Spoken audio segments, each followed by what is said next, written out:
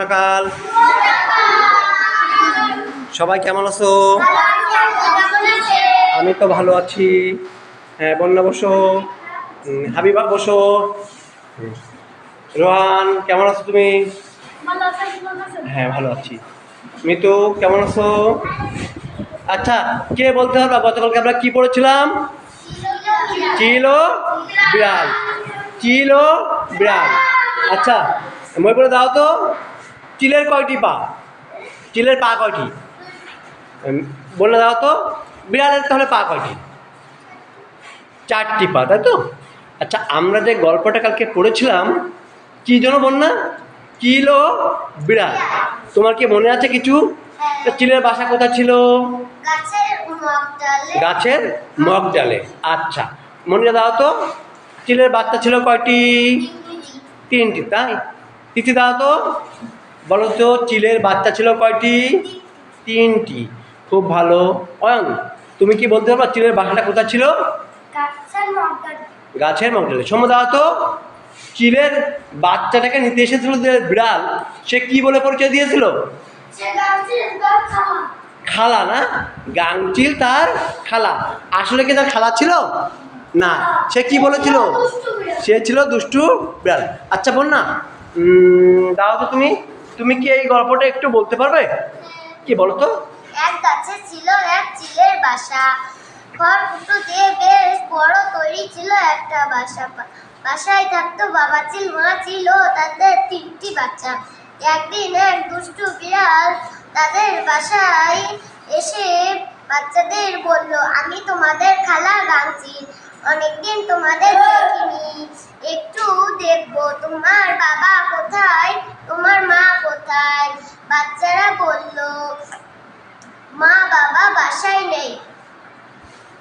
মা বাবা বাসায় নেই। আচ্ছা, যে সময় একদম দরজা খুলে দিয়েছিল তখন চিলের বাচ্চারা কি এমন করেছিল বলতে পারবা?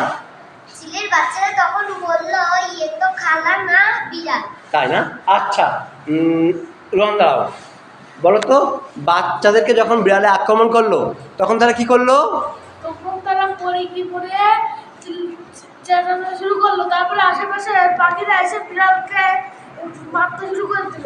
আচ্ছা বসো। সৌম্য, বলো, তারা কিভাবে রক্ষা পেলো বিপদ থেকে?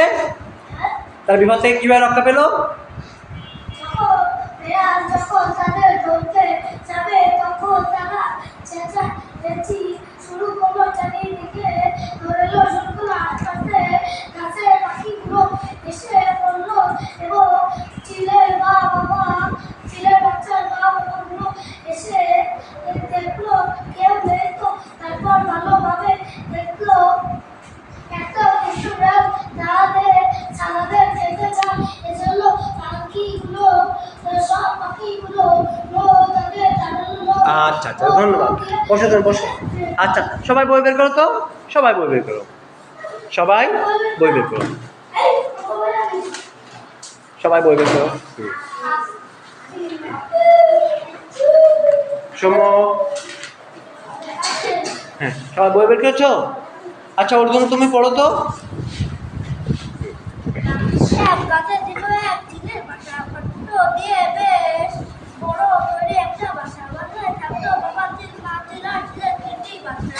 মা বাবা সবসময় বাসায় থাকতো না, মাঝে মাঝে তারা খাবার আনতে বের হয়ে যেত।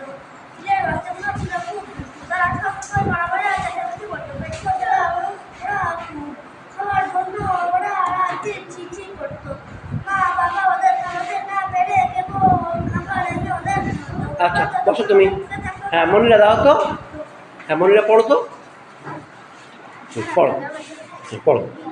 এক গাছে ছিল এক চিলের বাসা। খড়কুটো দিয়ে তৈরি বেশ বড় একটা বাসা। বাসায় থাকতো মা চিল, বাবা চিল আর 3টে বাচ্চা। হাবিবা, বসো। তিথি দাও, পড়ো। এক গাছে ছিল এক চিলের বাসা। খড়কুটো দিয়ে তৈরি বেশ বড় একটা বাসা। বাসায় থাকতো বাবা চিল, মা চিল আর 3টে বাচ্চা। মা বাবা যখন সবসময় বাসায় থাকতো না, মাঝে মাঝে তারা খাবার আনতে বের হয়ে যেত। আচ্ছা, বসো। হাবিবা দাও, হাবিবা পড়ো। এক গাছে ছিল এক চিলের বাসা।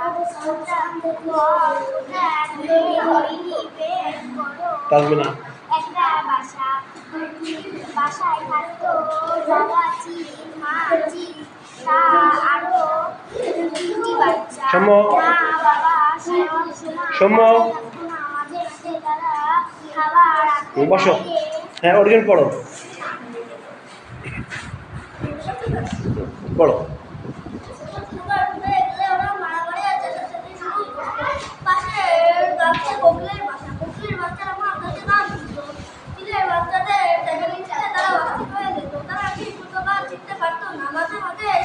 বসো এবার।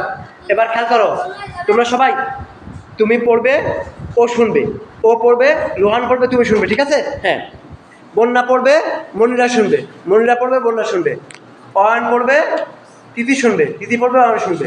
তোমরা তো সবাই দুজন দুজনকে পড়ো, দুজন দুজনকে পড়ো। হুম হুম, তুমি পড়বে ও শুনবে, না বই নাও।